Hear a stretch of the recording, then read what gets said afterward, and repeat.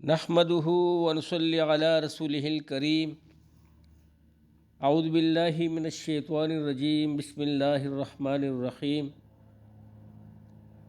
سبحانك لا علم لنا الا ما علمتنا انك انت العلیم الحکیم۔ حضور اقدس صلی اللہ علیہ وآلہ وسلم کا پاک ارشاد ہے کہ حق تعالی جل شانہ کا فرمان ہے کہ اے آدم کی اولاد، تو میری عبادت کے لیے فارغ ہو جا، میں تیرے سینہ کو غنا سے پر کر دوں گا اور تیرے فقر کو زائل کر دوں گا، اور اگر تو ایسا نہیں کرے گا تو میں تجھے مشاغل میں پھانس دوں گا اور تیرا فقر زائل نہیں کروں گا۔ حضرت عمران بن حسین رضی اللہ تعالیٰ عنہ حضور اقدس صلی اللہ علیہ وسلم کا ارشاد نقل کرتے ہیں کہ جو شخص ہمتاً اللہ سبحانہ و تعالیٰ کی طرف متوجہ ہو جائے، اسی کا بن جائے، تو حق تعالیٰ جل شانہ اس کی ہر ضرورت کو خود پورا فرماتے ہیں اور ایسی جگہ سے اس کو روزی عطا فرماتے ہیں کہ اس کو گمان بھی نہیں ہوتا۔ اور جو شخص دنیا کے پیچھے پڑ جاتا ہے،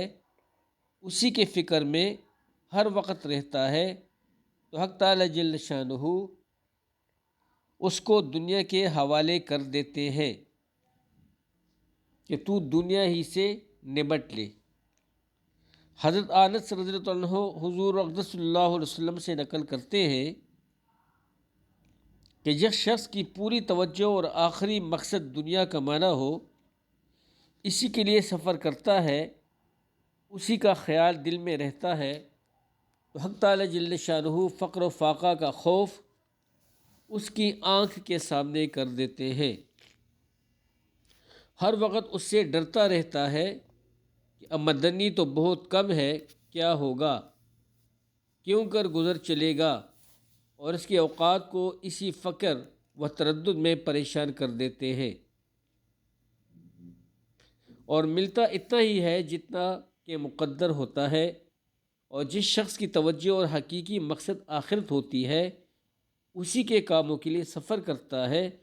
اسی کا خیال دل میں رہتا ہے، تو حق تعالی جل شانہ دنیا سے بے نیازی اور بے فکری اور استغنا اس کے سامنے کر دیتے ہیں اور اس کے احوال کو مجتمع کر دیتے ہیں، اور دنیا خود بخود ذلیل ہو کر اس کے پاس آتی ہے۔ خود بخود ذلیل ہو کر آنے کا مطلب یہ ہے کہ جو چیز مقدر ہے وہ تو آ کر رہے گی، اس لیے کہ بہت سی احادیث میں یہ مضمون گزر چکا ہے کہ روزی خود آدمی کو ایسا تلاش کرتی ہے جیسے کہ موت آدمی کو تلاش کرتی ہے۔ جب وہ خود اس کی تلاش میں ہے، اس کے پاس آنے میں مجبور ہے اور اس کی طرف سے استغنا ہے، تو وہ بہرحال اس کے پاس آ کر رہے گی۔ اس سے زیادہ ذلت کیا ہوگی کہ وہ خود اس کے پاس آئے اور یہ لاپرواہی برتے۔ تو دوستو، اس حدیث پاک سے ہمیں یہ بات سمجھ میں آتی ہے کہ ہماری ساری توجہ، سارا فوکس صرف اور صرف اللہ سبحانہ تعالیٰ کے ساتھ اپنے تعلقات مضبوط بنانے کا ہونا چاہیے، کہ ہم لوگ ہمتاً اللہ سبحانہ تعالیٰ کا بننے کا کوشش کریں، کہ ہم اللہ سبحانہ تعالیٰ کا ہو جائیں۔ جب ہم اللہ سبحانہ تعالیٰ کا ہو جائیں گے تو دوستو ساری زندگی ہماری آسان ہو جائے گی۔ اور اگر ہم لوگ خدا نخواستہ دنیا کے چکر میں پڑ گئے اور دنیا کو ترغیب دینے لگے اور دنیا کو زیادہ دنیا کی رغبت میں لگے رہے، تو اس کا نقصان یہ ہوگا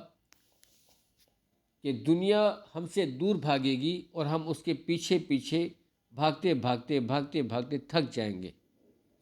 اور جو لوگ دنیا کو پیٹھ پیچھے پھینک دیتے ہیں، دنیا ان کی طرف ایسے چل کے آتی ہے جیسے کہ اس کا سایہ۔ اللہ سبحانہ تعالی ہمیں اس حدیث پاک پر عمل کرنا نصیب فرمائے، اور اس حدیث کو سب کے ساتھ شیئر کرنے کی توفیق دے۔ دوستو، اچھے اعمال کو سنیے گا، اچھے لوگوں کے ساتھ بیٹھیے گا، اور اچھے لوگوں کی صحبت میں بیٹھ کر اپنے سفر کو جاری رکھیے گا۔ دنیا کی زندگی دوستو مختصر زندگی ہے، اور اس دنیا کی زندگی میں، اس مختصر زندگی میں ہم نے لمبی زندگی کے لیے تیاری کرنی ہے،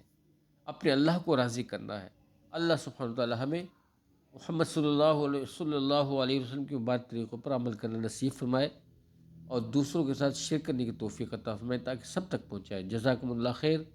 اب تک اتنے ہی، اپنی ڈھیر ساری دعاؤں میں یاد رکھیے گا۔ السلام علیکم ورحمۃ اللہ وبرکاتہ۔ جزاک اللہ۔